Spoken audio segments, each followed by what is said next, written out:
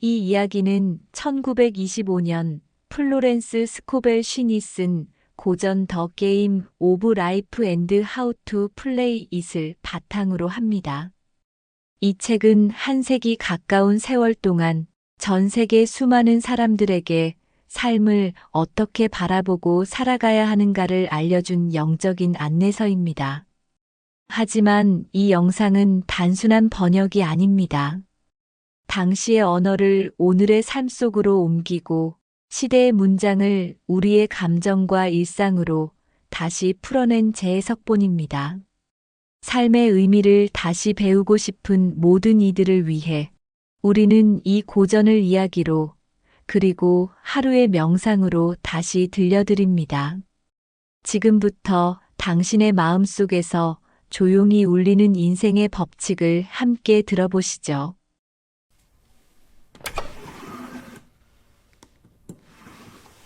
챕터 1. 인생은 게임이다. 인생은 싸움이 아니라 하나의 법칙을 가진 놀이지요. 당신은 인생이 싸움이라고 생각하시나요? 아니면 하나의 게임이라고 생각하시나요? 오늘도 마음은 이기려 애쓰고 세상은 그 마음을 시험하듯 굴러갑니다. 그러나 한 걸음 물러서면 알게 되지요. 인생은 싸움이 아니라 놀이라는 걸요.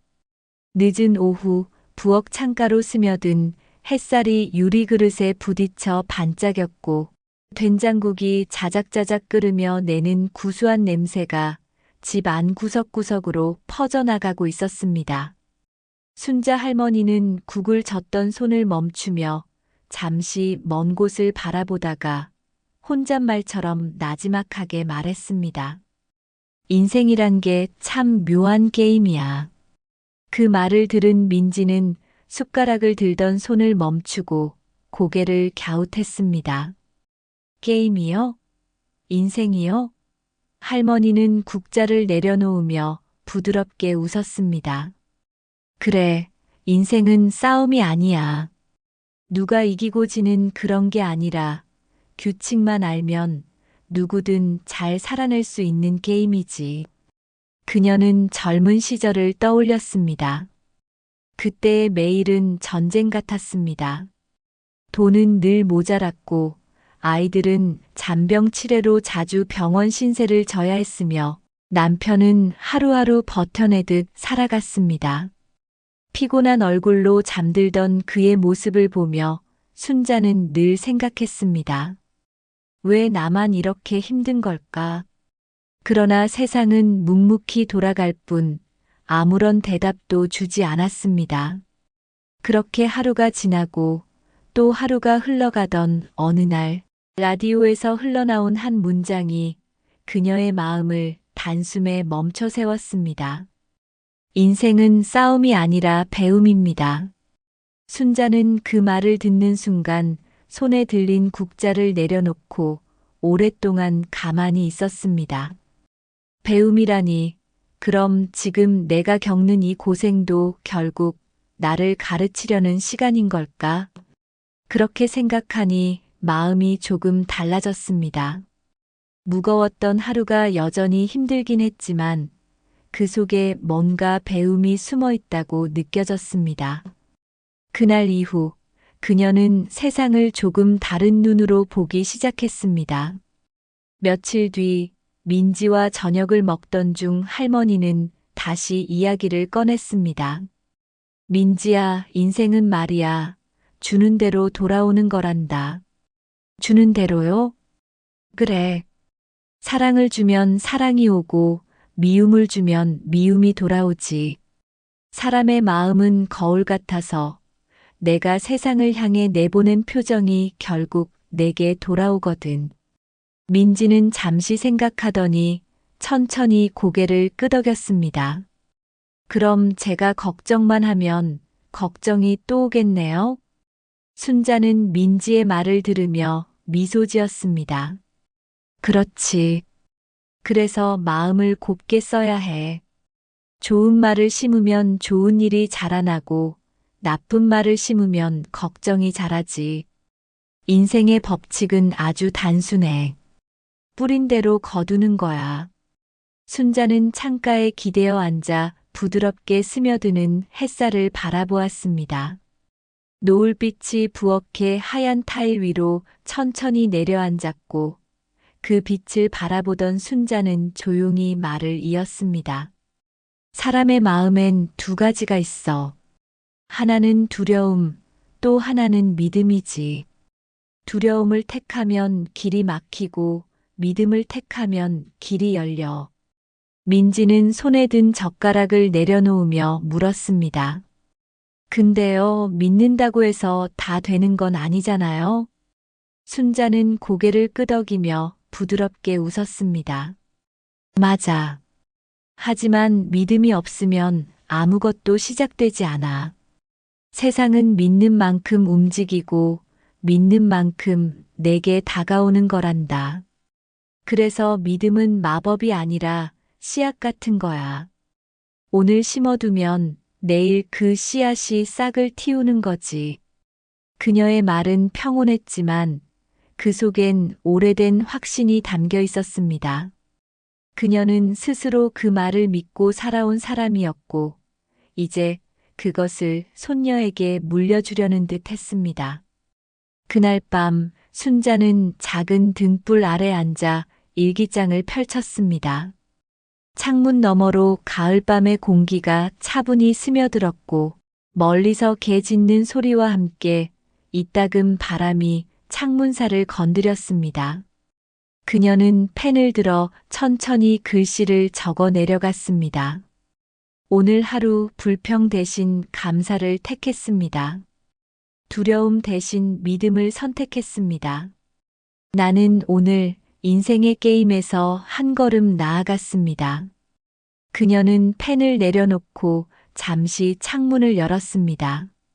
부드러운 바람이 얼굴을 스치고 별빛이 부엌 천장 위로 희미하게 내려앉았습니다. 그 순간 순자는 작게 속삭였습니다. 인생은 싸움이 아니야. 결국 마음이 이기는 게임이지. 인생은 누구에게나 주어진 하나의 게임입니다. 그 게임의 규칙은 단순하지만 그 단순함을 깨닫기까지는 평생이 걸리지요. 주는 대로 받고 믿는 대로 이루어지는 것이 인생의 법칙이라면 우리가 해야 할 일은 단 하나, 좋은 마음을 심고 그 마음을 믿는 것뿐입니다. 오늘 당신이 세상에 내보낸 마음 하나가 내일의 삶을 바꿀 것입니다. 그러니 오늘도 이렇게 속삭여 보세요. 괜찮습니다. 잘 될 겁니다. 이 게임 나는 끝까지 해보겠습니다. 챕터 2. 말의 힘. 사람의 운명은 입에서 시작됩니다. 오늘 하루 당신의 입술을 떠난 말들 가운데 가장 많이 반복된 문장은 무엇이었습니까? 그 문장이 바로 내일의 표정이 되고 모레의 선택이 되며 결국 당신의 길이 됩니다. 말은 공기 속으로 흩어지지 않고 마음에 남아 현실이 되지요. 아침 햇살이 부엌의 사각 타일을 따라 길게 흘러내렸고 주전자에서 피어오르는 김이 천천히 허공으로 사라지면서 방 안 공기는 따뜻하고 부드러운 향으로 채워지고 있었습니다. 순자 할머니는 찻잔을 덮이던 손을 멈추고 한숨처럼 가벼운 숨을 고른 뒤 마치 자신에게 들려주는 독백처럼 말했습니다. 사람의 인생은 입에서 시작돼.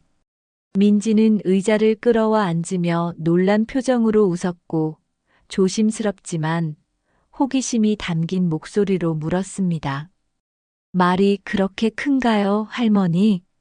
그러자 순자는 살짝 고개를 끄덕이며 창밖의 나뭇잎이 흔들리는 소리를 잠깐 들은 뒤 조용하지만 단단한 어조로 답했습니다. 그럼 말은 마음에서 그려진 그림이 밖으로 나온 거니까 그 그림을 오래 보고 있으면 결국 삶이 그 모양을 닮아가거든. 젊은 날의 순자는 이 단순한 이치를 알지 못했습니다.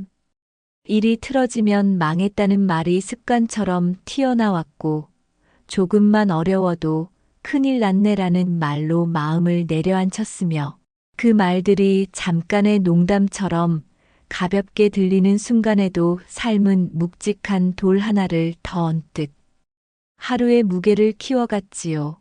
그러던 어느 날, 오래된 라디오에서 흘러나온 단 한 문장이 그녀의 등을 스치듯 지나가더니 곧장 가슴에 가 닿았습니다. 당신의 말이 당신의 내일이 됩니다. 그 짧은 문장을 듣는 순간 순자는 국자 끝에서 떨어지던 국물 방울을 멈추어 바라보았고, 한동안 말없이 있었으나 마음속에서는 오래된 습관이 바뀌어야 한다는 자각이 조용히 자리 잡기 시작했습니다. 그렇다면 나는 매일 내일을 어둡게 예언해온 셈이구나. 그렇게 깨달으니 말은 더 이상 가벼운 소리가 아니었고, 스스로를 부르는 이름이자 스스로에게 내리는 판결이라는 사실이 또렷해졌습니다. 그날 이후 순자는 작은 실험을 시작했습니다. 불평이 떠오르면 혀끝에서 방향을 바꾸어 괜찮아라고 말했고, 두려움이 가슴을 누르면 잘 될 거야라고 속삭였으며, 누군가의 수고가 눈에 들어오면 의식적으로 고마워라는 한마디를 건넸습니다.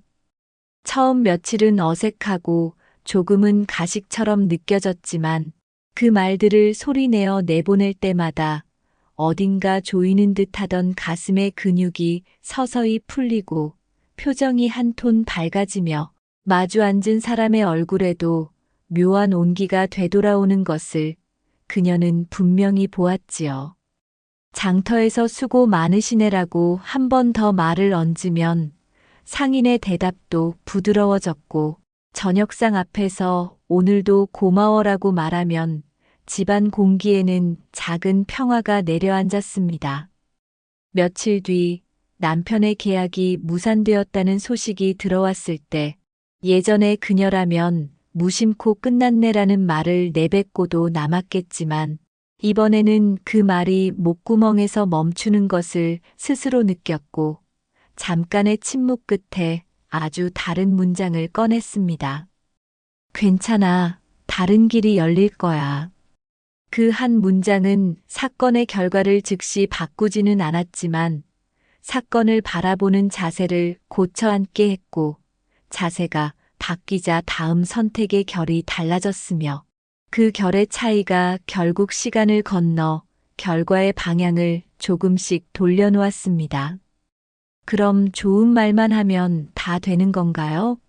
민지가 눈을 동그랗게 뜨고 묻자 순자는 미소를 머금은 채 고개를 가볍게 저었습니다. 아니, 진실하지 않은 긍정은 오래 못 가. 사실을 숨기지 않는 게 먼저고, 다만 결론을 희망으로 맺는 거지. 그녀는 도마 위에 놓인 사과를 반으로 가르듯 예를 들어 보였습니다. 지금 어렵다. 여기까지는 사실이야. 그런데 그 다음 한 문장을 이렇게 바꿔보자. 그러나 길을 찾고 있다. 곧 나아질 거다라고. 같은 현실이라도 마침표를 어디에 찍느냐가 마음의 진로를 바꾸거든. 민지는 고개를 끄덕이며 메모장을 꺼내더니 조심스러운 글씨로 할머니의 문장을 옮겨 적었습니다.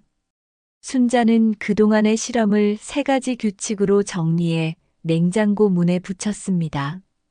첫째, 낙이 너를 버릴 건 나는 원래 운이 없어.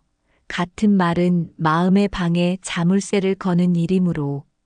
나는 배워가는 중이야로 바꾸어 문을 열어둘 것. 둘째, 자기 호명어를 선택할 건 나는 못해 대신 나는 아직 익숙하지 않아라고 말에 가능성의 여백을 남겨둘 것. 셋째, 관계 언어의 온기를 더할 것. 왜 그랬어? 보다 무슨 사정이 있었어? 라고 묻는 말이 설명을 열고 관계를 살린다는 사실을 잊지 말 것. 이 짧은 표어들은 하루에도 몇 번씩 그녀의 시선을 붙잡았고, 붙잡힌 시선은 혀끝의 방향을 다시 잡아주었으며 그렇게 길을 잃기 쉬운 말버릇이 조금씩 안정된 궤도를 찾았습니다. 겨울이 오고 무릎 수술을 앞두었을 때 의사의 설명은 사려 깊었지만 전망은 밝다고만 할 수 없었습니다. 병실의 하얀 벽은 차가웠고 창밖의 앙상한 가지들은 바람이 불 때마다 마른 소리를 냈지요.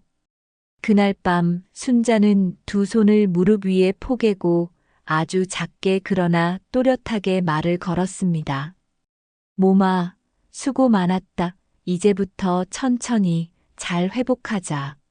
수술 뒤 회복실에서도 그녀는 같은 문장을 반복했고 그 문장을 따라 호흡의 속도가 느려지고 어깨의 긴장이 풀리자 통증의 물결은 여전히 오갔지만 공포라는 이름의 덩어리는 어느새 모서리를 잃은 채 작아졌습니다. 며칠 후 회진을 오던 의사가 예상보다 회복이 빠릅니다라고 말했을 때 순자는 그저 짧은 미소로 대답을 대신했지만 마음속에서는 오래전 라디오의 문장이 다시 한번 선명하게 울렸습니다. 말이 내일이 된다. 그럼 시험 볼 때는 어떻게 말하면 좋을까요? 민지가 수줍게 묻자 순자는 그녀의 손등을 가볍게 토닥이며 답했습니다. 사실을 확인하고 능력을 깨우는 말이 좋아. 나는 준비했어. 침착하게 보자. 놓치면 다시 확인하자. 괜찮아. 이런 문장들은 마음을 붙들어주고 붙들린 마음은 실수를 줄여주거든. 민지는 작게 웃으며 적어둘게요라고 말했고 그날 밤 책상 앞에 붙인 메모지에는 삐뚤빼뚤하지만 힘이 담긴 글씨로 4줄의 문장이 적혔습니다. 저녁이 내리고 집안의 등불이 하나둘 켜질 즈음 순자는 작은 수첩을 꺼내 오늘 자신이 가장 많이 한 말을 적어보았습니다. 괜찮아, 고마워, 천천히 하자. 서너 개의 단어만으로도 하루의 색깔이 분명해졌고 그 색깔은 다시 내일의 걸음을 정돈해 줄 것임을 그녀는 알고 있었습니다. 수첩 맨 아래에는 작은 별표와 함께 내일의 표정을 만드는 오늘의 문장이라고 쓰여 있었고 순자는 그 문장을 한 번 더 바라본 뒤 조용히 수첩을 덮었습니다. 창문을 스치는 바람 소리가 낮게 흐르고 멀리서 개 짖는 소리가 잠깐 스쳤다가 사라진 뒤 집은 다시 고요해졌습니다. 순자는 커튼을 살짝 젖히고 밤하늘을 올려다보며 아주 천천히 속삭였습니다. 말은 씨앗이구나. 내가 오늘 심은 말이 내일의 숲이 될 거야. 그 한마디가 공기 속으로 사라진 것이 아니라 자신의 가슴 안에 자리를 잡는 것을 그녀는 오래된 체온으로 알고 있었습니다. 말은 소리의 파동으로만 남지 않고 마음의 습관이 되어 행동을 정하고 행동이 쌓여 길을 만듭니다. 그러니 사실을 숨기지 않되 결론을 희망으로 맺는 품격을 훈련하시고 낙인의 문장을 버리되 가능성을 남기는 호명을 선택하시며 관계의 말에는 온기를 한 숟갈 더 얹어보십시오. 오늘 당신이 선택한 단 한 문장이 내일의 용기가 되고 그 용기가 모여 당신의 평소를 바꿀 것입니다. 그리고 평소가 바뀌면 인생의 결과는 조용히 당신 편이 됩니다. 챕터 3. 믿음과 두려움. 두려움은 믿음의 반대가 아니라 뒤집힌 믿음입니다. 당신은 하루에 몇 번이나 걱정하십니까? 그 걱정의 순간마다 마음속에서 보이지 않는 주문이 시작됩니다. 혹시 안 되면 어쩌지라는 그 말 한마디가 믿음의 문을 닫고 두려움의 길을 여는 신호가 되지요. 늦가을의 저녁, 해가 짧아진 부엌엔 이미 어둠이 내려앉았고 창문 너머로는 바람에 흔들리는 감나무 가지가 서늘한 그림자를 만들고 있었습니다. 순자 할머니는 찻주전자의 김을 바라보다가 천천히 입을 열었습니다. 민지야, 세상에서 가장 강한 힘이 뭔지 아니? 민지는 생각에 잠긴 듯 눈을 깜빡이며 대답했습니다. 사랑 아니면 돈이요? 할머니는 웃으며 고개를 저었습니다. 둘 다 중요하지. 하지만 그보다 더 깊은 힘이 있어. 바로 믿음이야. 그녀는 손바닥을 펼치며 말을 이었습니다. 사람의 마음은 바깥아서 거기에 무엇을 심느냐에 따라 인생이 달라지거든. 믿음을 심으면 길이 열리고 두려움을 심으면 길이 막히지. 민지는 잠시 고개를 끄덕이다가 물었습니다. 근데요, 믿는다고 다 되는 건 아니잖아요. 열심히 믿었는데도 안 될 때도 있잖아요. 순자는 잔잔히 미소를 지었습니다. 그래. 믿음이란 건 소원을 비는 게 아니라 이미 이루어졌다고 받아들이는 힘이야. 아직 눈앞에 없더라도 마음속에서는 이미 그게 온 것처럼 느끼는 거지. 그녀는 젊은 시절 이야기를 꺼냈습니다. 옛날에 아픈 친구가 있었단다. 병이 깊었는데 그 사람은 매일 나는 나을 거야. 곧 건강해질 거야 라고 말했지. 그런데 속으로는 계속 혹시 안 나으면 어쩌지라는 생각을 품고 있었어. 결국 몸은 나아지지 않았지. 겉으론 믿는다고 했지만 마음속에서는 두려움이 더 컸던 거야. 그게 바로 뒤집힌 믿음, 즉 두려움이지. 순자는 찻잔을 들어 따뜻한 김을 느끼며 말을 이었습니다. 두려움은 마치 마음속 거울을 거꾸로 비추는 거야. 믿음이 될 것이다라면 두려움은 안 될 것이다라고 속삭이지. 그런데 우스운 건 세상은 둘 다 그대로 들어준다는 거야. 그래서 우리는 무엇을 믿느냐보다 어디에 믿음을 쓰느냐가 더 중요하지. 민지는 그 말을 곱씹듯 따라 말했습니다. 어디에 믿음을 쓰느냐.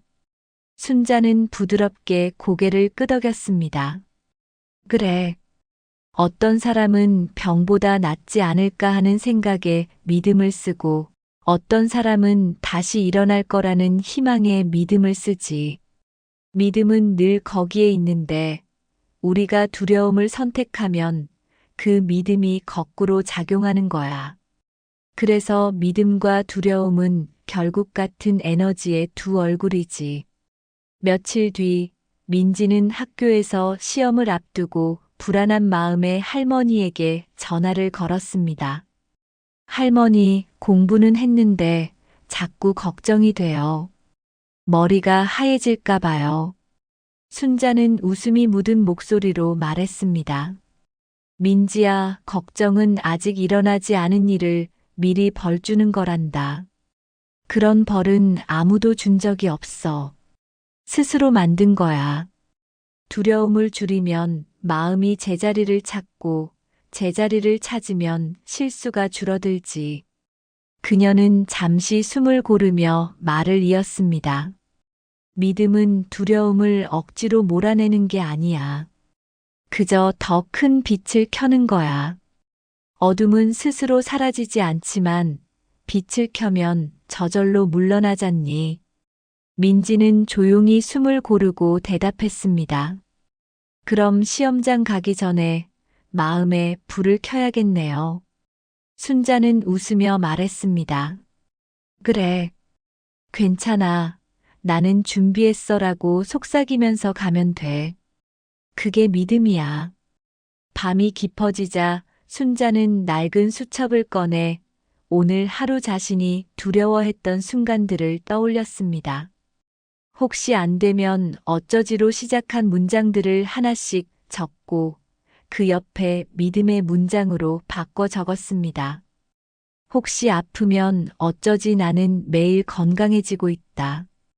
혹시 돈이 모자라면 어쩌지 필요한 건 언제나 제때 온다. 혹시 늦으면 어쩌지 모든 일엔 가장 알맞은 때가 있다. 그녀는 한 문장 한 문장 적으며 깨달았습니다. 두려움이란 건 무언가가 잘못될 가능성을 상상하는 능력일 뿐이고 그 능력을 믿음의 방향으로 돌리면 같은 상상력이 삶을 치유하는 힘이 된다는 것을요. 다음 날 아침 민지가 학교로 떠난 뒤 순자는 창가에서 햇살을 바라보며 작은 목소리로 말했습니다. 나는 오늘도 믿음을 선택합니다. 눈에 보이지 않아도 이미 이뤄지고 있음을 믿습니다. 두려움이 속삭여도 그 목소리에 대답하지 않겠습니다. 그녀는 찻잔을 두 손으로 감싸쥐며 눈을 감았습니다.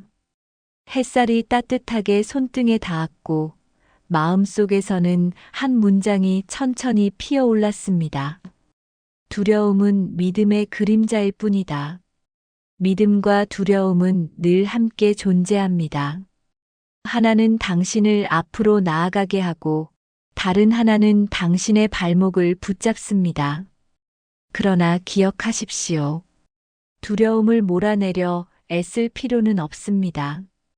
그저 믿음의 등불을 켜면 됩니다.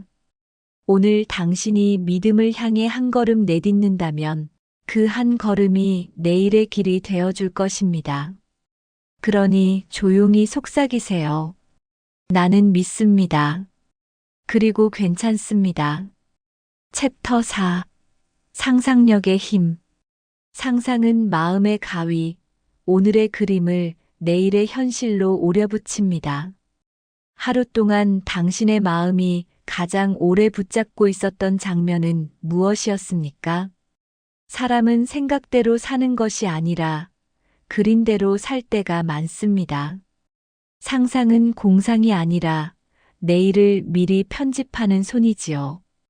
비가 갠 이른 오전, 부엌 유리창에 남은 물방울들이 햇빛을 받아 반짝였고 김이 오르는 주전자 위로 작은 무지개가 잠깐 스쳤다가 사라졌습니다. 순자 할머니는 찻잔을 예열하던 손을 멈추고 창문 유리에 비친 자신의 얼굴을 물끄러미 보다가 오래전부터 마음속에 담아두었던 말을 꺼내듯 조용히 말했습니다. 민지야, 사람은 결국 자기 마음속에서 매일 보고 있는 그림대로 살아가. 민지는 의자를 끌어 가까이 앉으며 고개를 끄덕였고 잠시 뜸을 들이다가 정중한 어조로 되물었습니다. 보고 있는 그림 말씀인가요, 할머니? 순자는 미소를 지으며 고개를 살짝 끄덕였습니다. 그래, 그게 상상이야. 상상은 공상이 아니라 마음의 가위거든. 필요 없는 장면은 잘라내고 살리고 싶은 장면은 더 크게 오려붙이는 거지. 그녀는 젊은 시절을 떠올렸습니다. 어둡고 답답한 날이면 그녀의 마음속 스크린에는 늘 같은 장면이 재생되었지요. 빌 오버두 표시가 찍힌 각서 닫힌 가게. 문, 병원 대기실의 차가운 플라스틱 의자. 그 장면들을 너무 오래, 너무 자주, 너무 선명하게 반복해서 보았기 때문에 하루의 기류는 자연스레 그 그림의 무게를 따라가곤 했습니다. 그러던 어느 날 낡은 책 한 귀퉁이에서 발견한 문장이 그녀의 눈을 붙들었습니다. 상상은 마음의 가위. 그 짧은 말이 이상하게도 가슴에 오래 남았고 순자는 그날 밤 작은 실험을 시작했습니다. 잠들기 전에 단 3분이라도 오늘의 실패 장면 대신 내일의 바람직한 장면을 가만히 그려보는 것. 그리고 깨어나자마자 다시 2분 동안 그 장면의 색과 빛과 냄새까지 덧칠해보는 것 말입니다. 처음 며칠 그녀의 머릿속은 익숙한 우려와 습관적인 그림으로 금세 돌아가려 했고 겁먹은 마음은 늘 혹시로 시작하는 음영을 덧칠했지만 순자는 혀끝으로 내뱉는 말처럼 시선을 훈련시켰습니다. 아니야, 이 장면은 지우자. 오늘은 다른 컷으로 이어가자. 고요한 새벽마다 그녀는 스스로의 마음을 편집실로 데려갔고 낡은 필름처럼 엉켜있는 염려의 프레임을 가위로 잘라내며 포스터처럼 선명한 새 그림을 덧대었습니다. 할머니, 구체적으로는 어떻게 그리세요? 민지가 조심스레 묻자 순자는 찻잔을 민지 앞으로 밀어놓으며 말했습니다. 냄새와 소리까지 같이 그려. 예를 들어 가게 문을 여는 장면을 그릴 땐 문고리가 미끄덩 돌아가는 촉감, 종이 딸깍 울리는 소리, 손님이 들어올 때 바람이 살짝 흔드는 앞치마, 잘 왔어요 하는 내 목소리까지. 장면이 구체적일수록 마음은 그걸 이미 경험한 것처럼 받아들이거든. 민지는 감탄 섞인 목소리로 대꾸했습니다. 그림을 자세히 그릴수록 마음이 그쪽으로 가는 길을 기억한다, 이런 느낌이네요. 순자는 손뼉을 한번 가볍게 치며 웃었습니다. 맞아, 정확해. 그녀는 상상을 가로막는 세 가지를 정리해 냉장고 옆에 붙여두었습니다. 첫째, 과도한 사실, 중독 사실만 보겠다는 태도는 중요하지만 사실 이외의 가능성을 차단해버리면 상상은 자라지 못하므로 오늘의 사실 옆에 내일의 가능성 칸을 반드시 남겨둘 것. 둘째, 반복 재생되는 불운의 예고편. 걱정은 현실 확인이 아니라 두려움의 리허설이므로 혹시 안 되면, 어쩌지가 시작되면, 즉시 된다면 어떤 장면일까로 재편집할 것. 셋째, 타인의 기대에 과도하게 초점 맞추기. 남의 카메라 앵글에 갇히면 내 삶의 주제는 흐릿해지니 하루 한 번은 내 손으로 나의 앵글을 정할 것. 이 짧은 표어들은 그녀가 흔들릴 때마다 시선을 붙잡아 주었고 붙잡힌 시선은 다시 마음의 편집을 가능하게 했습니다. 그런데요, 상상이 지나치면 현실을 외면하는 거 아닐까요? 민지가 신중하게 묻자 순자는 잠시 생각을 모아 부드럽게 답했습니다. 그럴 수 있어.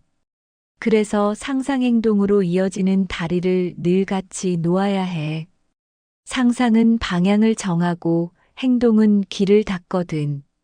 둘 중 하나만 있으면 빙빙 돌기 쉽지. 그녀는 자신이 쓰는 방법을 덧붙였습니다. 상상 이후 24시간 안에 아주 작은 실행 한 가지, 전화 한 통, 메모 한 줄, 재료 준비, 동선 점검. 상상을 몸의 기억으로 옮기는 그 작은 행동이 다음 컷을 불러온다는 것을 그녀는 오랜 시간의 체험으로 알고 있었습니다. 한겨울, 가게가 한산하고 기운마저 빠지던 시절, 순자는 문을 닫기 전 마지막 손님이 들어오는 장면을 가장 먼저 그렸습니다. 초인종 소리, 발자국 소리, 뜨끈한 국물 좀 주세요라는 낮은 목소리, 그리고 국물 김이 서려 올라오며 안경알이 흐려지는 순간까지 그날 밤 그녀는 그 장면을 품에 안고 잠들었고 다음 날 저녁 정말로 문고리가 한 번 더 돌아가는 소리가 들렸습니다. 늦었죠? 그래도 문 닫기 전에 왔네요. 아주 작은 우연이었지만 그녀는 그 우연이 연결된 필름의 다음 컷이라는 것을 알았고 마음속 편집실의 불을 더 환하게 켰습니다. 어느 봄 민지가 진로를 두고 망설일 때 순자는 상상을 같이 해보자고 제안했습니다.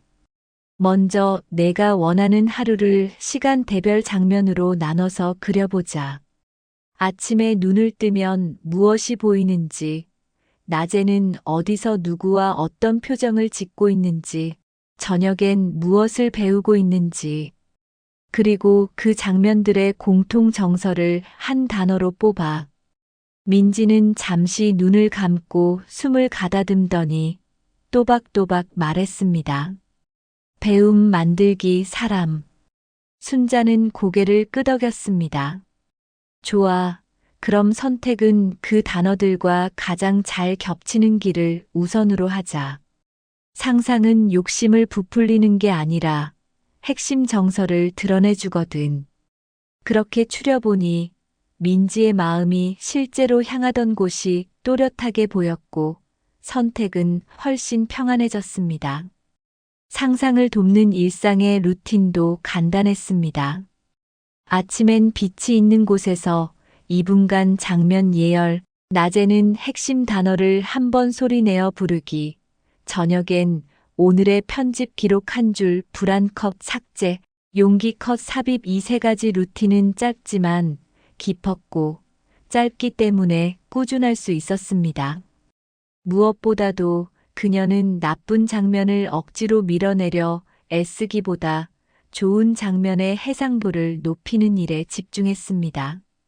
어둠과 싸우는 대신 불을 켜듯 부정적 상상을 없애려는 노력보다 긍정적 상상을 선명하게 만드는 공력이 효과적이라는 사실을 그녀는 여러 번의 좌절과 재편집을 통해 배웠습니다.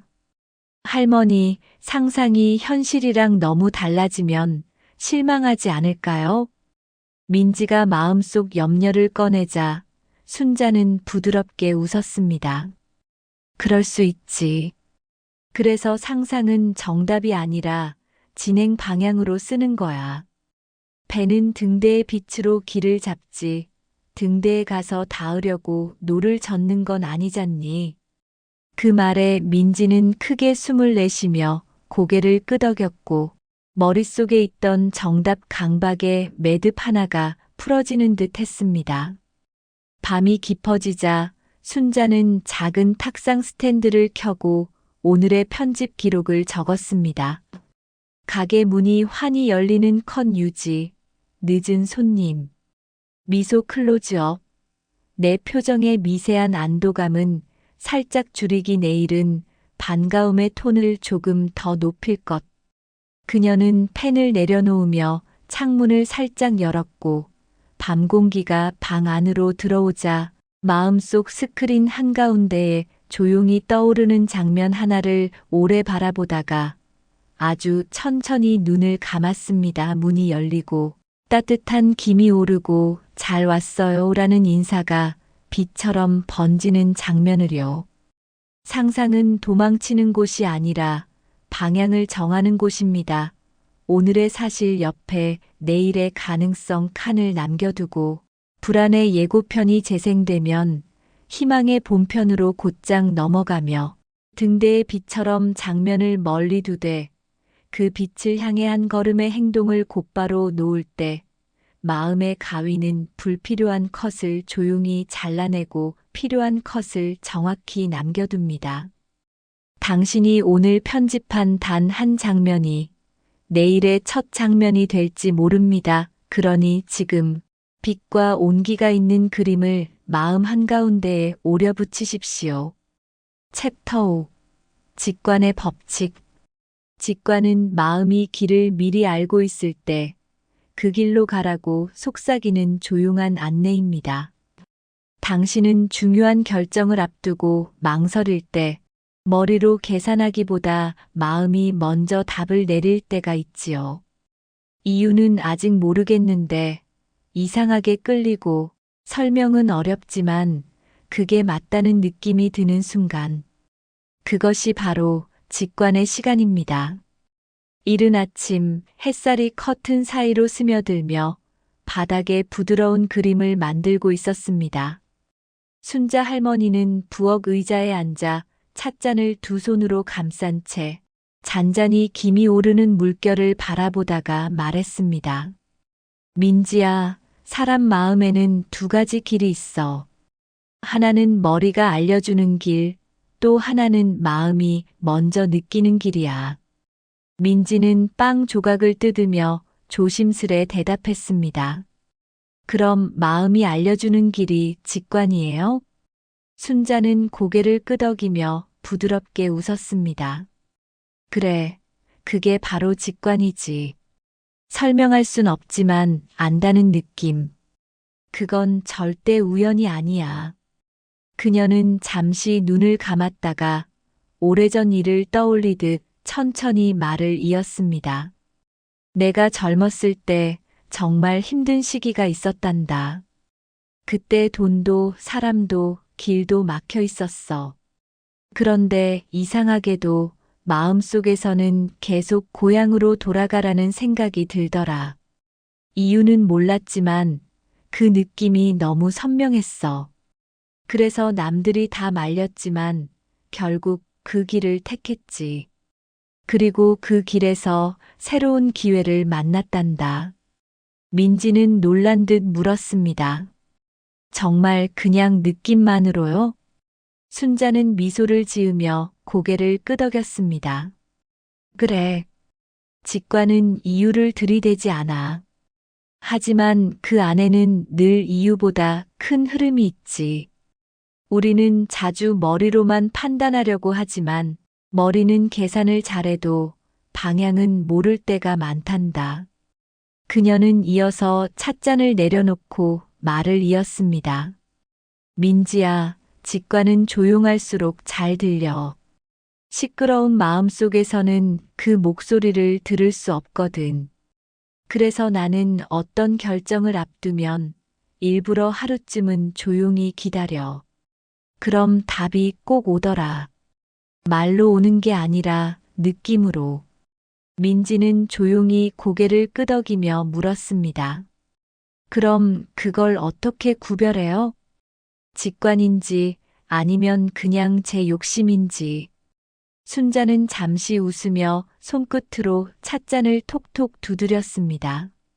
좋은 질문이다. 직관은 언제나 평화로워. 그건 조급하지 않고 부드럽게 속삭이지. 지금 아니어도 괜찮아. 이 길이 맞다 이런 식이야. 그런데 욕심은 늘 시끄럽고 급해. 지금 당장 해야 해. 놓치면 끝이야. 이런 소리로 떠들지. 그녀는 손가락을 들어 말을 이었습니다. 직관은 마음 깊은 곳에서 오고 욕심은 머리에 불안해서 오지. 그래서 진짜 직관은 언제나 조용한 확신으로 들려. 민지는 생각에 잠긴 듯 고개를 끄덕이며 중얼거렸습니다. 조용한 확신. 순자는 오래전 기억 하나를 꺼냈습니다. 한 번은 이런 일이 있었어.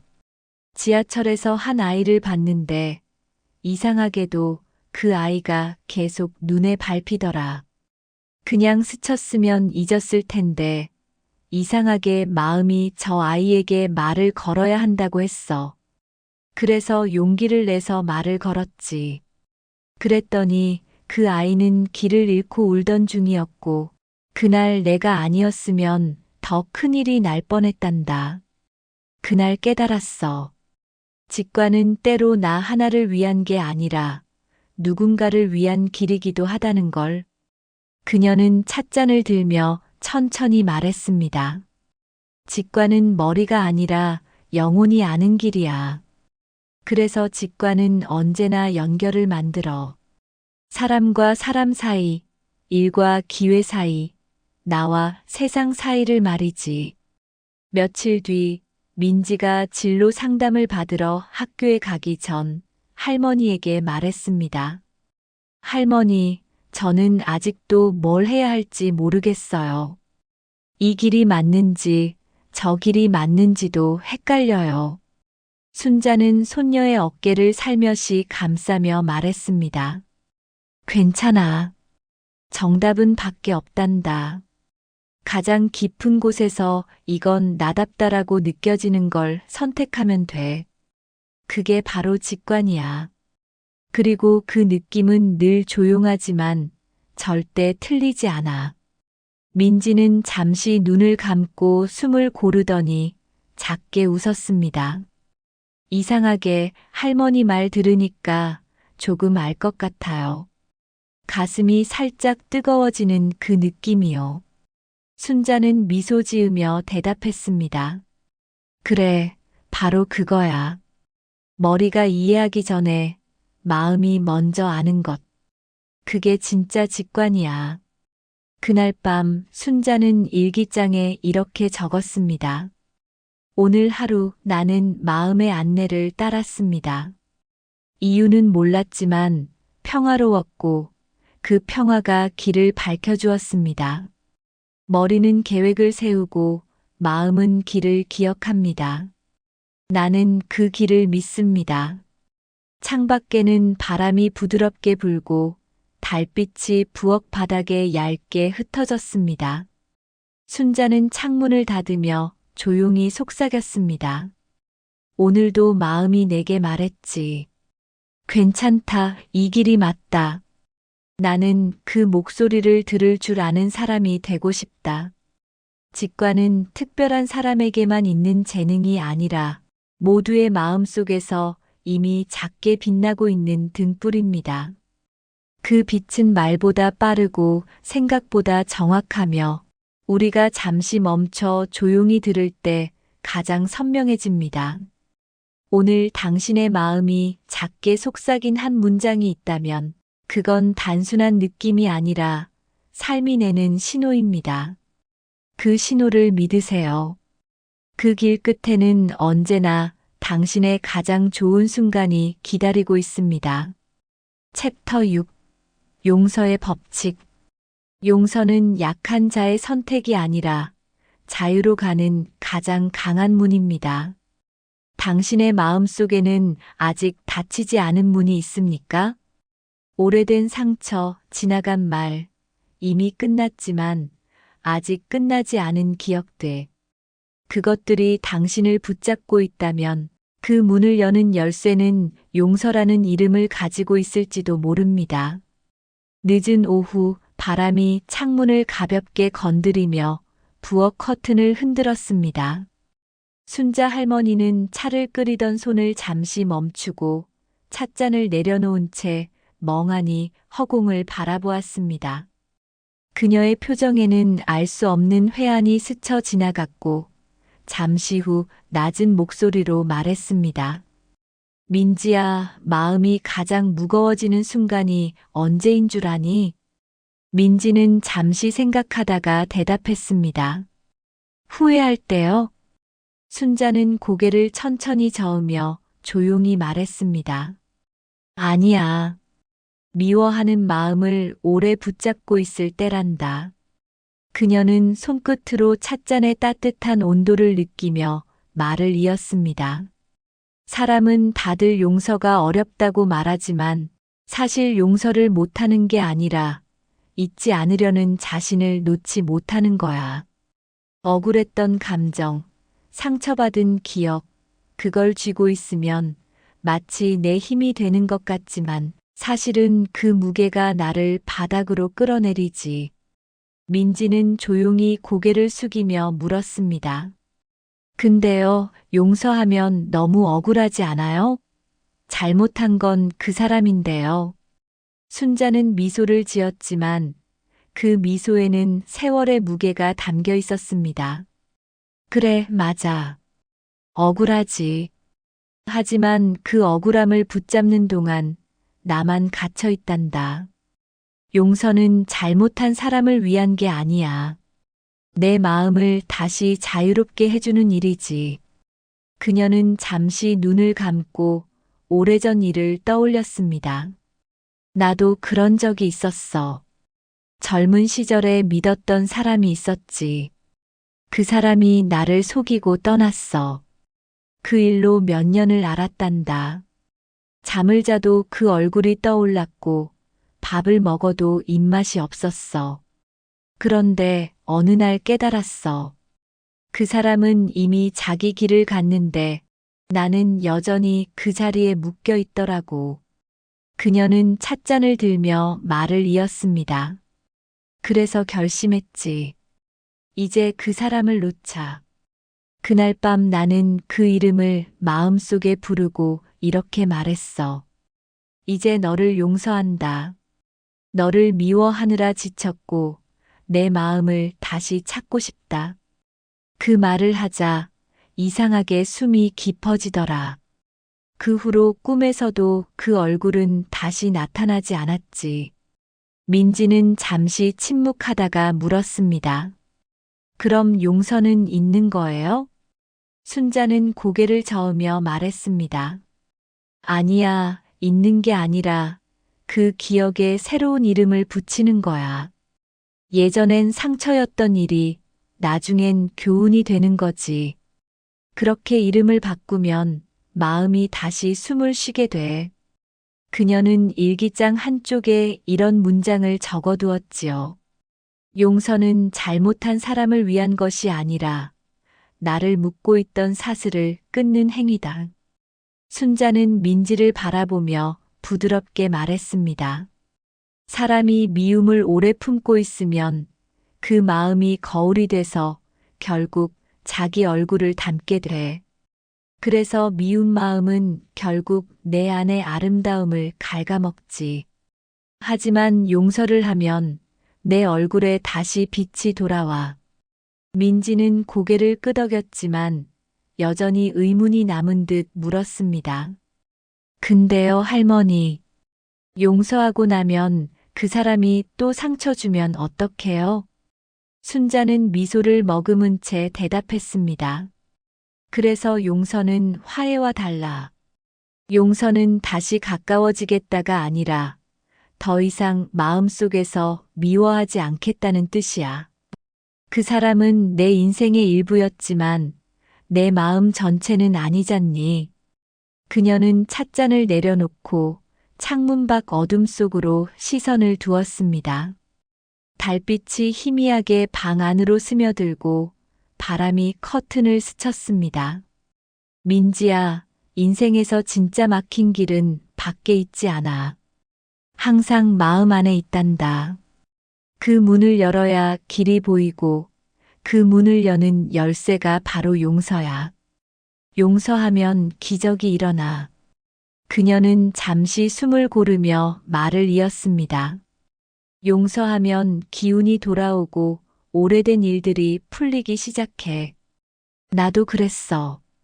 용서한 뒤에 며칠 지나지 않아 연락이 끊겼던 친구한테서 편지가 왔단다. 그 안에는 그때 미안했어라는 짧은 한 줄이 있었지. 그 순간 깨달았어. 용서는 말보다 빠른 에너지라는 걸. 그날 밤 순자는 일기장에 이렇게 적었습니다. 오늘 나는 오래된 상처 하나를 내려놓았습니다. 아직 완전히 사라진 건 아니지만 그 자리에 평화가 자라기 시작했습니다. 용서는 기억을 지우는 일이 아니라 그 기억에 다시 햇살을 비추는 일입니다. 그녀는 펜을 내려놓고 창문을 열었습니다. 밤바람이 부엌으로 들어오며 커튼을 흔들었고 그 바람이 마치 괜찮아라고 속삭이는 듯 했습니다. 순자는 부드럽게 미소 지으며 중얼거렸습니다. 이제야 조금은 알겠어. 미움보다 가벼운 마음으로 사는 게 세상에서 가장 큰 복이라는 걸. 용서는 과거를 지우는 일이 아니라 미래로 걸어가기 위해 짐을 내려놓는 일입니다. 그 짐을 내려놓는 순간 길은 다시 열리고 닫혀있던 마음은 바람이 드는 창문처럼 열리게 됩니다. 오늘 당신의 마음속에도 닫혀있는 문이 하나 있다면 그 문 앞에 조용히 서서 이렇게 말해보세요. 나는 너를 용서한다. 그리고 나 자신도 용서한다. 그 순간 보이지 않던 길이 부드럽게 열릴 것입니다. 챕터 7. 풍요의 법칙. 풍요는 밖에서 오는 것이 아니라 마음속에서 흘러나오는 것입니다. 당신은 풍요를 돈의 문제라고 생각하시나요? 아니면 마음의 문제라고 생각하시나요? 세상은 늘 부족함을 말하지만 진짜 풍요는 가진 것의 크기가 아니라 마음이 세상을 바라보는 방식에서 시작됩니다. 늦은 오후 햇살이 거실 바닥을 따라 길게 늘어지고 있었습니다. 순자 할머니는 묵직한 항아리 뚜껑을 열어 김치 냄새를 살짝 맡더니 참 신기하지. 이 작은 배추 몇 포기에서 한 해의 밥상이 만들어지잖아. 하고 중얼거렸습니다. 그 말에 민지는 피식 웃으며 말했습니다. 할머니, 그건 풍요라기보다 부지런함 아닌가요? 순자는 웃으며 고개를 저었습니다. 아니야, 민지야. 풍요는 부지런함에서만 오는 게 아니란다. 풍요는 마음의 상태야. 비어 있어도 이미 있는 것처럼 느낄 수 있는 마음 말이지. 그녀는 찻잔을 들며 조용히 말을 이었습니다. 젊었을 때 나는 늘 부족하다고 생각했단다. 돈이 부족하고, 시간이 부족하고, 운이 부족하다고. 그런데 신기하게도 그런 생각을 하면 할수록 정말로 부족한 일만 생겼어. 그때는 몰랐지만 부족하다고 말하는 그 순간마다 나는 부족한 현실을 주문처럼 부르고 있었던 거야. 민지는 조심스럽게 물었습니다. 그럼 반대로 풍요롭다고 말하면 정말 그렇게 되는 거예요? 순자는 고개를 끄덕이며 부드럽게 웃었습니다. 그래. 풍요를 믿는 마음은 마치 열린 창문 같아서 그 안으로 바람이 드나들듯 기회가 들어오거든. 풍요는 돈이 아니라 에너지의 흐름이야. 멈춰 있는 사람에겐 멈춘 일이 오고 흐르는 사람에겐 흐르는 일이 찾아오지. 그녀는 잠시 찻잔을 내려놓고 창밖을 바라보았습니다. 바람에 흔들리는 나뭇잎이 햇빛을 받아 반짝이고 있었지요. 민지야, 세상은 생각보다 공평해. 주는 대로 받고 믿는 대로 이루어지지. 풍요도 마찬가지야. 먼저 주는 사람에게 흐르고 먼저 감사하는 사람에게 머무르지. 그녀는 젊은 시절의 한 이야기를 꺼냈습니다. 한 번은 그랬어. 통장에 돈이 거의 없던 시절이었는데 그날따라 이상하게 마음이 누군가에게 밥을 사라고 하더라. 솔직히 계산 걱정이 앞섰지만 이상하게 그 목소리를 무시할 수가 없었지. 그래서 친구에게 밥을 샀어. 그런데 그날 저녁 생각지도 못한 곳에서 일거리가 들어왔단다. 그 일을 하고 나서 깨달았지. 풍요는 먼저 열리는 마음을 통해 흐른다는 걸. 민지는 놀란 듯 물었습니다.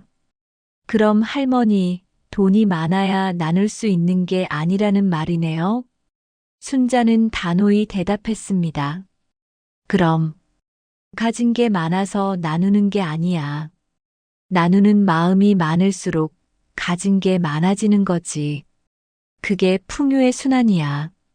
풍요는 얼마를 받았느냐보다 얼마를 흘려보냈느냐로 결정되거든. 그녀는 웃으며 덧붙였습니다. 풍요로운 사람은 돈이 없어도 마음이 따뜻하고 가난한 사람은 돈이 많아도 마음이 얼어있단다. 진짜 부자는 통장보다 표정에서 티가 나지. 며칠 뒤 민지가 용돈을 받자마자 조심스럽게 물었습니다. 할머니, 저도 풍요를 느끼고 싶어요. 근데 저한텐 아직 줄 게 없어요. 순자는 부드럽게 웃으며 손녀의 손을 감싸 쥐었습니다. 민지야, 줄 게 꼭 돈이어야 하니? 따뜻한 말, 작은 도움, 짧은 감사 인사도 다 풍요야. 내가 세상에 주는 에너지가 바로 내가 받는 몫을 정하거든. 그녀는 찻잔을 내려놓으며 말했습니다. 그래서 나는 매일 아침 감사부터 써. 그날 받을 복을 미리 열어놓는 거지. 오늘도 숨 쉴 수 있음에 감사합니다. 오늘도 마음이 움직이는 것에 감사합니다. 이 말들을 쓰고 있으면 이상하게 그날은 평소보다 일이 더 잘 풀리더라. 민지는 미소를 지으며 물었습니다. 감사를 미리 하는 게 비결이네요. 순자는 웃으며 고개를 끄덕였습니다. 그래, 그걸 예감사라고 한단다. 감사할 일이 생겨서 감사하는 게 아니라 감사하니까 감사할 일이 생기는 거야. 이게 풍요의 법칙 중에서도 가장 중요한 부분이지. 그날 밤 순자는 일기장에 이렇게 적었습니다. 오늘도 나는 가진 것을 헤아리지 않고 흘러가는 것을 보았습니다. 마음이 열리니 길이 열렸고 길이 열리니 기회가 들어왔습니다. 나는 오늘도 풍요 속에 살았습니다. 창문 너머로 부드러운 바람이 들어왔고 순자는 커튼을 넘기며 하늘의 별빛을 바라보았습니다. 그녀의 얼굴에는 잔잔한 평화가 깃들어 있었습니다. 민지야, 그녀는 낮은 목소리로 속삭였습니다. 풍요는 멀리 있지 않아. 지금 이 순간 고마운 마음으로 세상을 보면 이미 풍요 속에 있는 거야. 풍요는 크기를 재는 문제가 아니라 흐름을 느끼는 일입니다. 멈춰있던 마음이 열리고 감사가 시작되는 순간 세상은 다시 당신 쪽으로 흐르기 시작합니다. 오늘도 당신의 하루에 조용히 풍요의 문이 열리기를 바랍니다. 비록 손에 쥔 것이 작더라도 마음속에 감사가 있다면 당신은 이미 충분히 부자입니다. 챕터 8 신성한 질서 삶은 혼란 속에서 돌아가는 것 같지만 그 안에는 언제나 보이지 않는 질서가 흐르고 있습니다. 당신은 인생이 어긋난다고 느낄 때가 있나요? 노력한 만큼 결과가 따라오지 않고 원하는 일은 늘 한 발 늦게 오는 것처럼 느껴질 때가 있지요. 하지만 세상엔 우리가 모르는 보이지 않는 시간표가 있습니다. 그것을 신성한 질서라 부릅니다. 초겨울의 오후 창문 너머로 햇살이 희미하게 번지고 있었습니다. 순자 할머니는 무심히 손에 들린 실뭉치를 감다가 잠시 멈추고 가늘게 미소를 지으며 말했습니다. 민지야, 인생은 생각보다 훨씬 정밀하게 짜여 있단다. 지금 당장은 엉킨 것 같아도 그 실은 다 제자리를 찾아가고 있어. 민지는 고개를 갸웃하며 대답했습니다. 근데 할머니, 가끔은 아무리 노력해도 안 되는 일들이 있잖아요. 그건 질서가 아니라 불공평 아닌가요? 순자는 찻잔을 내려놓고 부드럽게 웃었습니다. 아니야, 그건 단지 아직 때가 아닌 것뿐이야. 꽃도 계절을 기다리고 열매도 햇살의 순서를 따라 익지. 그녀는 실뭉치를 한 번 더 돌리며 조용히 말을 이었습니다. 내가 젊었을 때 가게를 하나 냈었지. 열심히 준비했는데 손님이 오지 않아서 얼마나 속이 상했는지 몰라. 매일 밤 하나님께 물었어. 왜 아무도 오지 않나요? 그런데 지금 돌아보면 그때가 아니었단 걸 알아. 그 몇 달 동안 나는 계산법을 더 배우고 사람을 더 배웠지. 그게 다 지금의 밑거름이 되었단다. 민지는 찻잔을 두 손으로 감싸며 조용히 물었습니다. 그럼 모든 일이 다 이유가 있다는 말인가요? 순자는 고개를 천천히 끄덕이며 미소 지었습니다. 그래, 이유 없는 일은 없어. 단지 그 이유를 지금은 모를 뿐이야. 시간이 지나면 다 보이게 되어 있지. 우리가 할 일은 불안 대신 신뢰를 선택하는 거야. 그녀는 창밖을 바라보며 말을 이어갔습니다. 민지야, 세상에는 지연의 축복이라는 게 있어. 늦게 이루어지는 일일수록 더 단단해지고 한 번에 오지 않은 일일수록 그만큼 오래 머물지. 빨리 오면 금방 사라지고 천천히 오면 오래 남는 법이란다. 민지는 그 말을 듣고 잠시 고개를 끄덕였습니다. 근데요, 기다리는 동안 너무 힘들잖아요.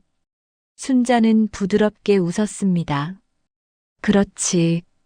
그래서 신성한 질서를 믿는 건 인내의 연습이야. 마음이 조급할 땐 이렇게 말해보렴.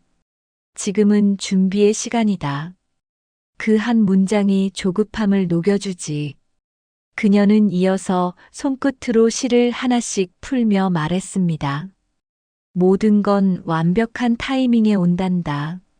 늦는 법도 빠른 법도 없어. 다만 그 순서를 우리가 모를 뿐이지.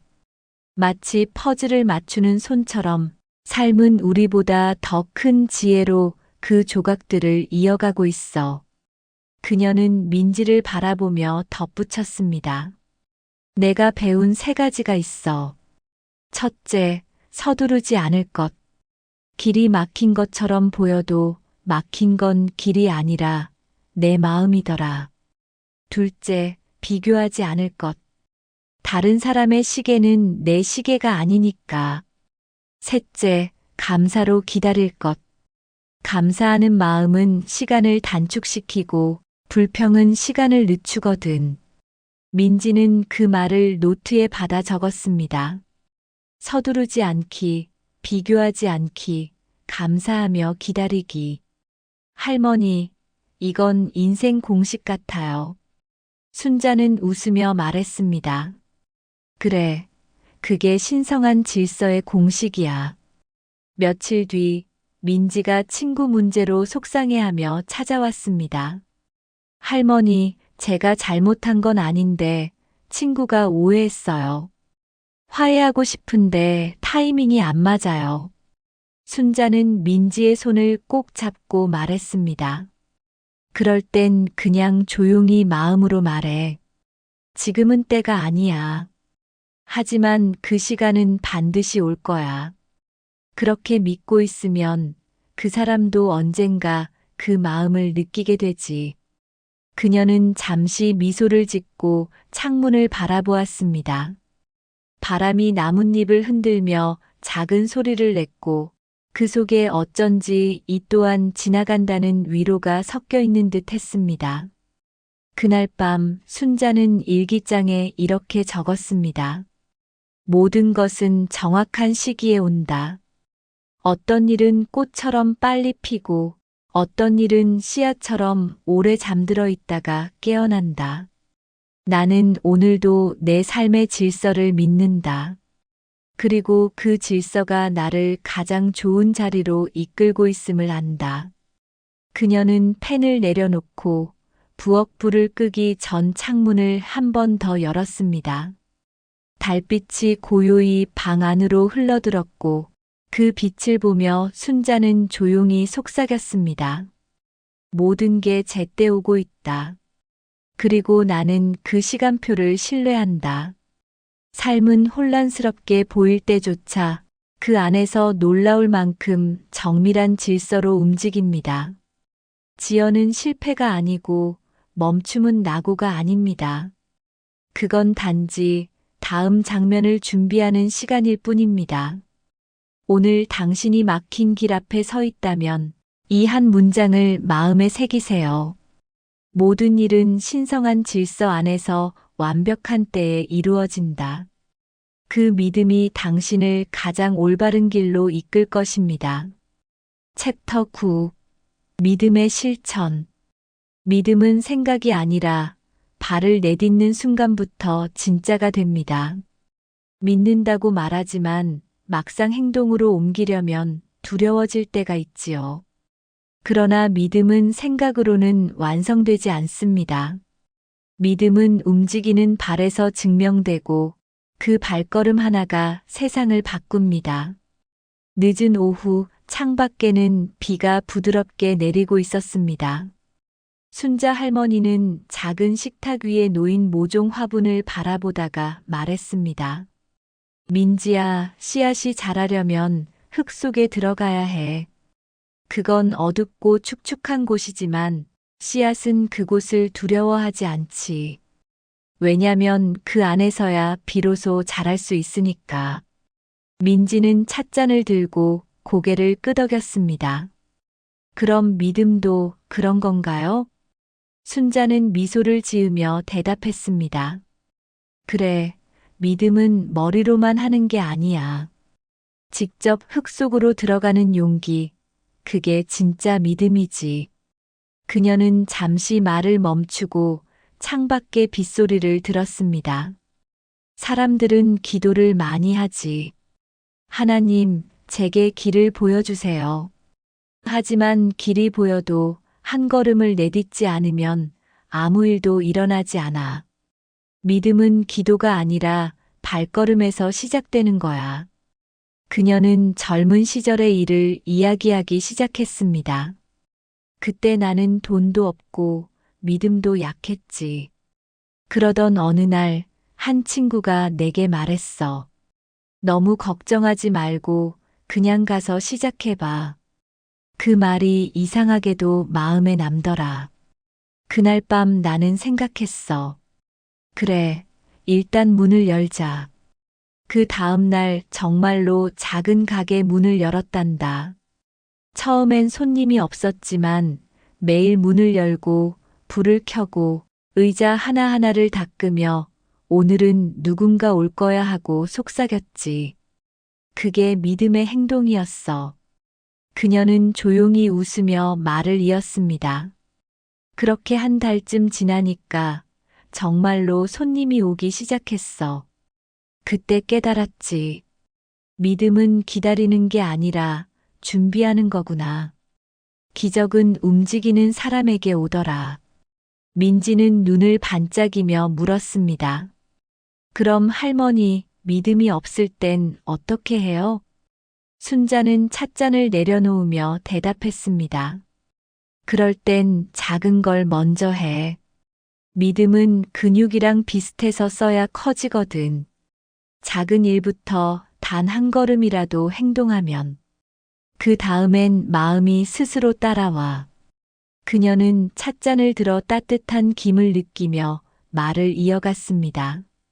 믿음은 확신하고 나서 행동하는 것이 아니라 행동하면서 확신이 생기는 것이야.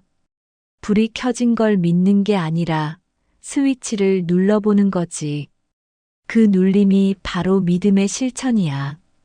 며칠 뒤 민지가 대학 지원서를 앞에 두고 망설이고 있었습니다. 할머니, 이 학교는 제 수준엔 너무 높은 것 같아요. 괜히 떨어질까봐. 순자는 웃으며 고개를 저었습니다. 민지야, 결과는 하나님 영역이고 시도는 내 영역이야. 두려움은 늘 만약을 말하지만 믿음은 지금을 선택하지. 그녀는 창문을 열며 덧붙였습니다. 문은 기다린다고 열리지 않아. 손잡이를 돌려야 열리거든. 지금 그 손잡이를 한 번만 돌려봐. 민지는 할머니의 말을 듣고 잠시 숨을 고르더니 지원서의 제출 버튼을 눌렀습니다.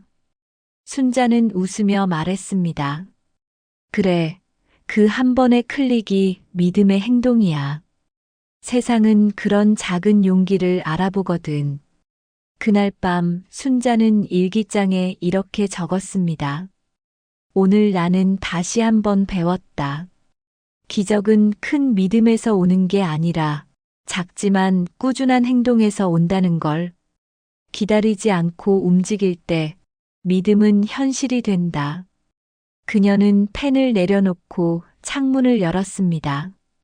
빗방울이 잦아들고 하늘에는 희미한 별빛이 떠 있었습니다. 그녀는 부드럽게 속삭였습니다. 믿음이란 건 결국 한 걸음의 용기야. 그 한 걸음이 길을 만든다. 믿음은 마음의 선언이 아니라 몸의 움직임입니다. 생각으로는 여전히 두렵고 계산으론 불가능해 보여도 발을 내딛는 순간 세상은 방향을 바꿉니다. 오늘 당신 앞에도 두 갈래 길이 있을 겁니다. 하나는 계산의 길, 다른 하나는 믿음의 길. 그중 하나를 선택해야 한다면 가장 조용하지만 떨리는 그 길을 택하세요. 그 길 끝에서 세상은 언제나 당신을 기다리고 있습니다. 챕터 10. 완전한 삶. 인생의 네 귀퉁이가 균형을 이룰 때 비로소 사람은 자신답게 빛납니다. 사람들은 성공을 말하지만 진짜 성공은 네 가지가 함께 서 있을 때만 완성됩니다.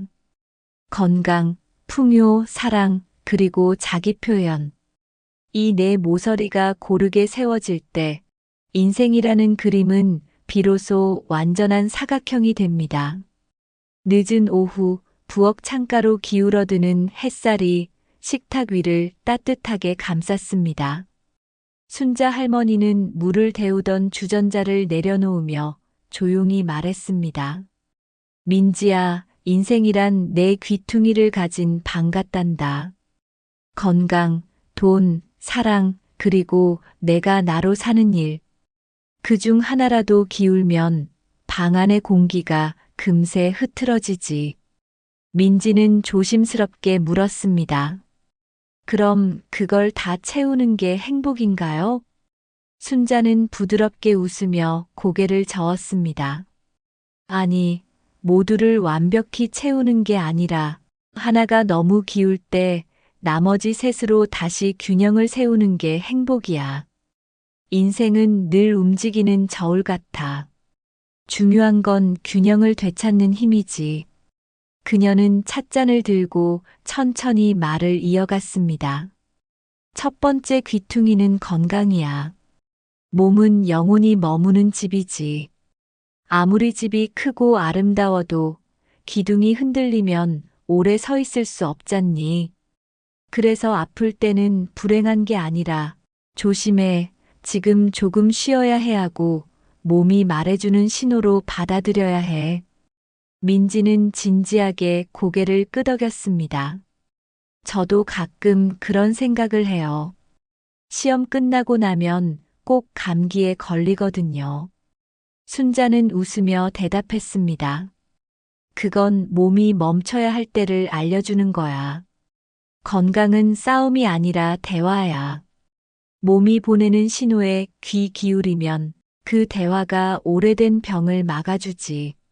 순자는 잠시 찻잔을 내려놓고 말을 이었습니다. 두 번째 귀퉁이는 풍요야.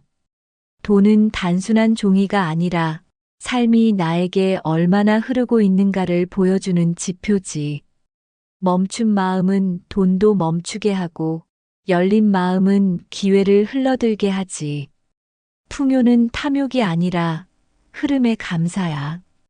민지는 고개를 끄덕이며 메모를 적었습니다. 멈추지 않기, 감사하기. 순자는 웃으며 손녀의 머리를 쓰다듬었습니다. 그래. 풍요를 유지하는 가장 좋은 방법은 매일 감사의 이유를 하나씩 찾는 거야. 감사하는 마음은 마치 샘물 같아서 물을 떠도 줄지 않거든. 그녀는 잠시 숨을 고르고 세 번째 귀퉁이에 대해 말했습니다. 세 번째는 사랑이야. 사랑은 사람을 부드럽게 하고 세상을 단단하게 만들어. 하지만 사람들은 사랑을 받으려고만 하지. 사랑은 먼저 주는 거야. 주면 반드시 돌아와. 다만 그 길이 조금 멀 뿐이지. 민지는 부드럽게 웃었습니다. 할머니, 그건 꼭 풍요랑 비슷하네요. 순자는 고개를 끄덕였습니다. 그래, 사랑도 풍요야. 다른 건 형태가 다를 뿐이지. 사랑을 주는 사람은 늘 마음이 부자거든. 그녀는 잠시 눈을 감았다가 남편을 떠올리는 듯한 목소리로 말했습니다. 너의 할아버지가 세상을 떠났을 때 나는 사랑이 사라졌다고 생각했어. 하지만 시간이 지나니 알겠더라. 사랑은 사라지는 게 아니라 모양을 바꾸어 남는다는 걸. 그때부터 나는 사랑을 받기보다 나누는 쪽으로 살기 시작했지. 그리고 마지막으로 그녀는 천천히 말을 이었습니다. 네 번째 귀퉁이는 자기 표현이야. 이건 꼭 예술가만의 것이 아니야. 누구나 자기 안의 진실한 목소리를 세상에 드러내야 해. 억누르면 병이 되고 흘려보내면 생명이 되지. 민지는 눈을 크게 뜨며 물었습니다. 자기 표현이라 저는 아직 뭘 잘하는지도 모르겠어요. 순자는 미소를 지으며 대답했습니다. 잘하지 않아도 돼. 그저 진심을 담아 말하고 써보고 만들어 보면 돼. 그게 바로 살아있음을 증명하는 방식이야. 그녀는 덧붙였습니다. 사람이 내 귀퉁이 중 어느 하나에만 매달리면 불안해져. 건강만 지키려다 사랑을 잃고, 돈만 줬다가 자신을 잃고, 사랑에만 매달리다 풍요를 놓치기도 하지. 그래서 인생은 조율이야. 균형을 잃을 때마다 중심으로 돌아오는 연습, 그게 완전한 삶이지. 그날 밤 순자는 일기장에 이렇게 적었습니다. 오늘 나는 내 귀퉁이의 균형을 살폈습니다. 몸은 고맙게도 움직였고, 마음은 감사로 차 있었으며, 사랑은 여전히 흐르고, 나의 말은 오늘 하루를 담아냈습니다. 이 네 가지가 함께 있을 때, 인생은 고요하지만 단단히 빛납니다. 그녀는 펜을 내려놓고 창문을 열었습니다. 밤 공기가 방 안으로 들어왔고, 하늘에는 별빛이 고요히 깔려 있었습니다. 순자는 그 빛을 바라보며 부드럽게 속삭였습니다. 모든 건 제자리에 있구나. 이렇게 지금 이대로 완전하구나. 완전한 삶이란 더 많이 가지는 것이 아니라 이미 가진 것들 사이의 균형을 알아보는 일입니다. 몸이 건강할 때 마음은 평화를 배우고, 마음이 평화로울 때 사랑은 흐르고, 사랑이 흐를 때 세상은 다시 풍요로워집니다. 이 네 가지가 고르게 숨쉬는 순간, 당신의 인생은 완전한 사각형이 됩니다. 그러니 오늘도 조용히 말해보세요. 나는 지금 이미 충분히 완전한 삶을 살고 있습니다. 이 이야기가 마음에 닿았다면 오늘도 함께 인생의 길을 배우는 이 여정에 동참해 주세요. 좋아요와 구독, 그 한 번의 응원이 이 채널이 더 많은 분들의 마음에 닿을 수 있는 힘이 됩니다. 당신의 하루가 고요히 빛나기를 바랍니다. 다음 이야기에서 다시 찾아뵙겠습니다.